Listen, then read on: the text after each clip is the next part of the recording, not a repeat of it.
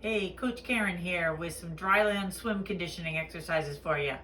Let's start off by getting a little bit of stretching in. This is a doorway chest stretch. Just elbows at about 90-degree angle and then lean into the doorway. Feel it all the way across your chest.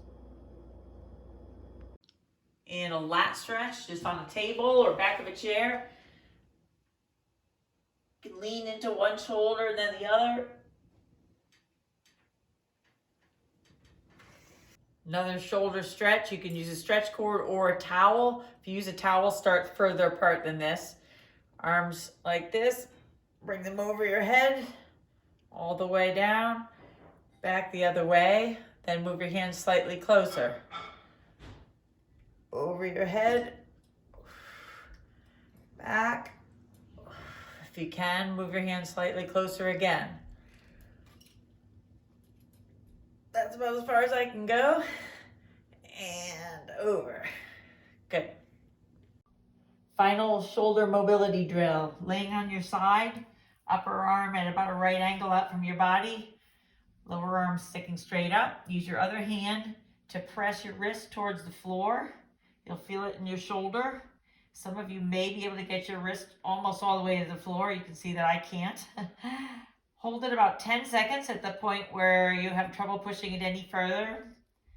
And just hold it about 10 seconds at the maximum range of motion. And then slowly let it back up. You want to do that about 3 times, pressing to your max range and then letting it back up. Do that on both sides. Make sure that you're not letting your shoulder pop up as you're doing this. You want to keep that on the floor so you're just rotating inside the joint itself. Now we start the conditioning part of the routine. Start with your stretch cords. You're going to do 30 swim strokes, catch-up strokes. So one arm at a time, keep the other arm anchored out front like this.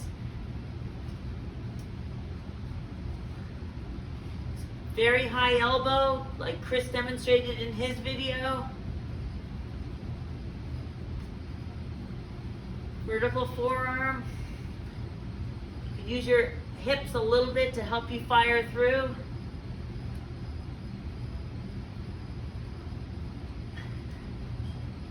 $15 on each side. I didn't count.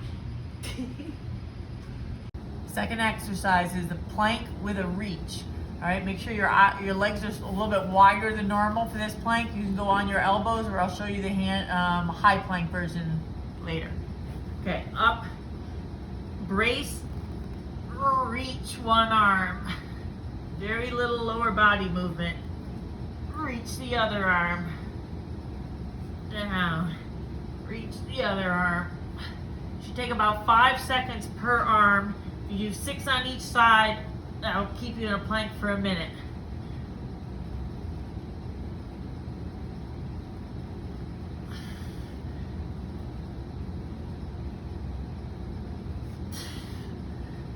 A little bit easier to do a high plank rather than the elbow plank. That would look like this. Brace yourself. Reach and down. Brace, reach and down. Brace, reach and down. Third exercise, you're going to face away from the attachment point of the cords. Hands are reversed, so you're pressing on the backs of your hands with your paddles or attachments. And lean over as if you're swimming, arms out straight, and then you're going to do catch-up stroke backwards. So you'll feel the resistance on your recovery. Fourth exercise, I'll show you 3 different versions. This is kind of the medium version. It's the rollout. I have a towel under my knees because I'm on a hardwood floor. So I'm going to just engage my abs, and then I'm rolling the foam roller out to a point where I can just barely control it, and then I'm gonna roll back to here. Roll out. You can go all the way down to the floor if you're really good. I'm not. And then roll back. Okay. The easier version would be to use something bigger like a balance ball. You would start Again, engage your abs. You can roll out, you can kind of just go out to your elbows, so you're about flat, and then back in, out, and back in. To make it probably a little bit harder if you don't have any of these things, is to use a towel and just slide out.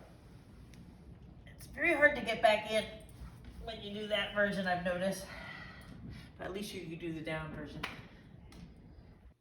Fifth exercise, this is just your triceps.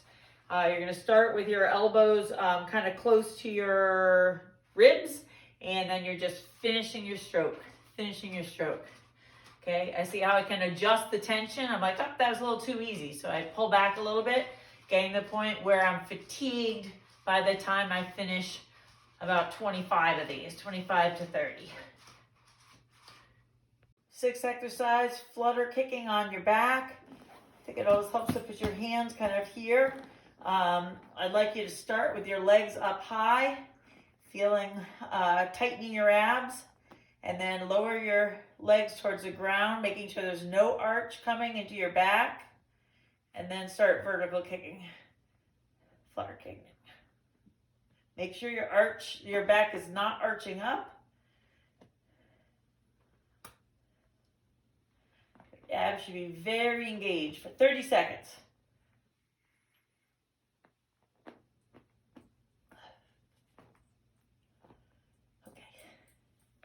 All right, those are the 6 exercises.